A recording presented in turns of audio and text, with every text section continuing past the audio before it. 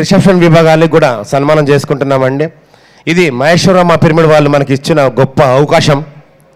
ఈ సన్మాన కార్యక్రమం మనల్ని మనం గుర్తించాల్సిన అవసరం లేదు. మనము మన ఎదుగుదల కోసము, మన అభివృద్ధి కోసము, మన ఆత్మ వృద్ధి కోసం చేసుకుంటున్న కార్యక్రమం అయినా కానీ మహేశ్వరమ్మ పిరమిడ్ వారు మనకి సన్మానం అనేది ఒక కంటిన్యూగా ఒక భాగంగా పెట్టారు. కాబట్టి ఆ వారి మాట కాదనకుండా మనం సన్మానం చేయించుకోవడం తప్ప ఇంక వేరే విషయం ఏం లేదు ఇక్కడ.